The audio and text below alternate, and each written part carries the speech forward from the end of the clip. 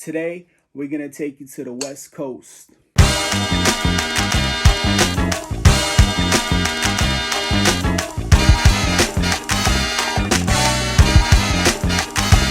This is the only detailed Tupac figure. This came out in 2001. It stands about 8 inches tall, and it came packaged in a clamshell packaging, meaning you can literally slide the card out this bad boy and then put him back in your display when you were done. So if you wanted to keep the packaging like most collectors do, you could, and put him back in when you wanted to sell him or get rid of him. When it was released in 2001, it was pulled off the shelves for a couple reasons. One, there was some sort of licensing issue, which I couldn't find any information on. If you know anything about that, drop a comment and let me know what the licensing issue was. The second issue was actually pretty interesting, and I looked this up to verify. So Tupac's tattoos, there's an actual tattoo that has an explicit word that makes some people uncomfortable.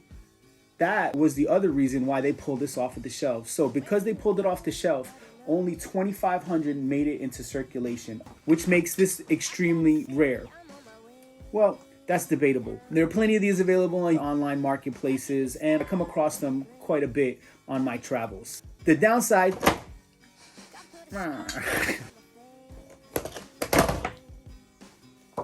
if you're in the market for this figure, I've seen them go anywhere from $100 to $350. I wouldn't personally pay any more than that for this figure. I wouldn't pay more than $150 for this figure in any condition because there's a lot of them available. The only downside to this figure, I would say, is the articulation and these sneakers.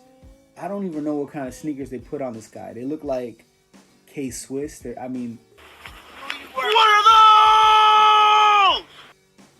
I don't know why they did Pac like that. Pac was a fly dude. They could have gave him some better sneakers.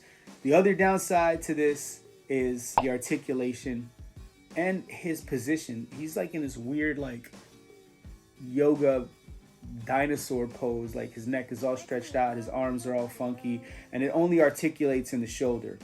They got most of the detail down on this, except they neglected his back tattoos, and his gold is looking not really so much like gold.